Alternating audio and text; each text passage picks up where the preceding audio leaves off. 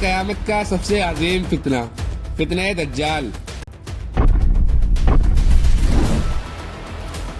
وہ جب ظاہر ہوگا تو ایک خاص قسم کی سواری پر سوار ہو کر نکلے گا۔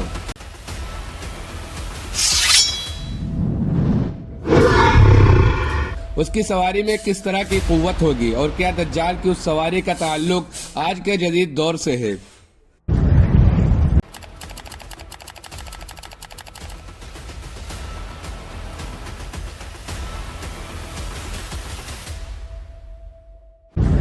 دجال امت مسلمہ کے لیے سب سے عظیم فتنہ قرار دیا گیا ہے۔ حضرت آدم علیہ السلام کی تخلیق سے لے کر قیامت قائم ہونے تک کوئی بھی فتنہ دجال کے فتنے سے بڑھ کر نہیں ہے۔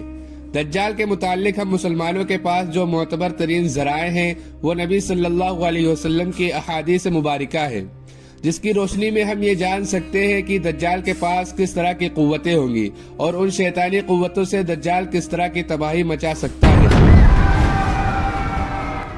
لہذا احادیث کی کتابوں میں حضرت ابن عباس، حضرت عبداللہ ابن مسعود اور ابن عمر رضی اللہ عنہ سے دجال کی مخصوص سواری کے متعلق احادیث روایت کی گئی ہے، جن کا مجموعہ یہ ہے کہ دجال اس وقت نمودار ہوگا جب لوگوں کی ایمانی حالت بہت کمزور ہو چکی ہوگی۔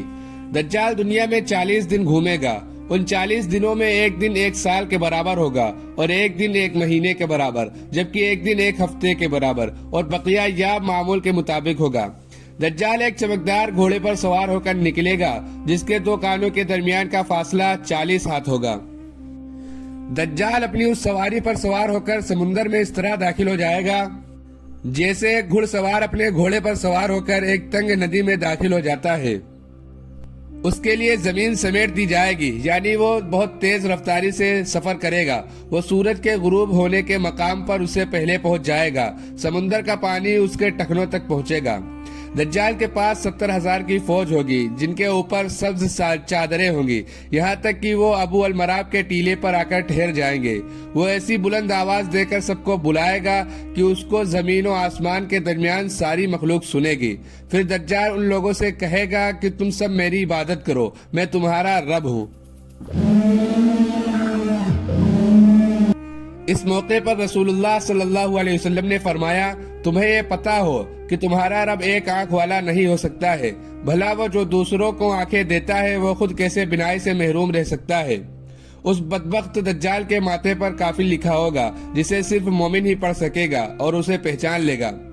دجال اپنے گدھے پر سوار ہو کر ساری زمین پر گھومے گا۔ اس زمین کا کوئی میدانی، صحرائی اور پہاڑی علاقہ ایسا باقی نہیں بچے گا جہاں وہ نہ جائے، سوائے مکہ مکرمہ اور مدینہ منورہ کے۔ اللہ تعالیٰ ان دونوں جگہوں کو فرشتوں کے ذریعے حفاظت فرمائے گا۔ دجال جب وہاں داخل ہونا چاہے گا تو فرشتے اس کا رخ پھیر دیں گے۔ یہ ایک عظیم الشان پیشن گوئی ہے جس میں دجال کے ایک عجیب و غریب قسم کی سواری کی طرف اشارہ ہے جو آخری زمانے میں ظاہر ہوگا اور اس کی وجہ سے سفر میں آسانی اور سہولت پیدا ہو جائے گی۔ ان احادیث کی بنیاد پر یہودی خاص طور پر گدھے کی تعظیم کرتے ہیں اور وہ اپنے خفیہ عبادات میں گدھے کو ضرور شامل کرتے ہیں۔ بعض لوگوں کا یہ دعویٰ ہے کہ اپنی عبادت کے دن خفیہ طور پر یہودی ایک گدھے کو اٹھا کر بیت المقدس لے جاتے ہیں، جہاں وہ مختلف رسم و رواج کے مطابق اس گدھے کو سجاتے ہیں۔ صحابہ کرام کے ذہن میں اس وقت یہ سوال ضرور آیا ہوگا کہ ایسا گدھا کہاں سے آ جائے گا جس کی لمبائی اور چوڑائی اتنی قامت ہوگی، لیکن صحابہ کرام نے حضور سے اس حدیث کو جیسا سنا ویسا ہی یاد رکھا اور آج ہم تک یہ ساری احادیث پہنچی۔ علماء اکرام کا کہنا ہے کہ اگر ہم کہیں کہ قیامت کے قریب ایک ایسا گدھا پیدا ہو جائے گا اور یہ صفات اس میں پائے جائے گی تو یہ بات ناممکن نظر آتی ہے۔ پھر سوال یہ بھی ہے کہ دنیا میں وہ گدھی کہاں سے آئے گی جو اس قسم کے عجیب و غریب اور دیوقامت گدھا جنے گی اور سمندر کا پانی اس کے ٹخنوں تک آئے گا؟ یہ بات عقل کے بعید ہے۔ کچھ محققین کے رائے کے مطابق دجال کی سواری کے لیے حدیث میں لفظ دعویٰ یعنی جانور کا لفظ استعمال کیا گیا ہے اور وہ کسی بھی طرح کی سواری ہو سکتی ہے۔ لہذا محققین کے رائے کے مطابق ممکن ہے کہ دجال کی وہ سواری اڑن تشتری یا جدید ہوائی جہاز کی کوئی ایڈوانس شکل ہو۔ غرض یہ ہے کہ ہم جانتے ہیں کہ آج کے اس جدید دور میں ہوا اور آواز کی رفتار سے کئی گنا زیادہ سپر سونک جہاز تیار ہو چکے ہیں اور اڑن تشتری کے قصے بھی پچھلے 100 سالوں میں بہت مشہور ہوئے ہیں۔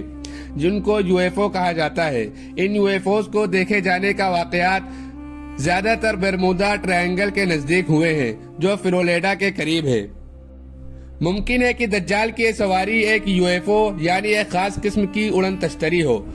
ان تمام باتوں سے یہ نتیجہ نکلتا ہے کہ جدید دور میں تو یہ UFOs اور سپر سونک جہاز انسانوں کے فائدے کے لیے استعمال ہوگا، لیکن مستقبل میں جب دجال تمام ٹیکنالوجی پر قبضہ کر لے گا تو وہ انہی جدید سواریوں یا اس کی کوئی ایڈوانس فارم پر قبضہ کر کے پوری دنیا کے کونے کونے تک چند منٹوں میں پہنچ جائے گا۔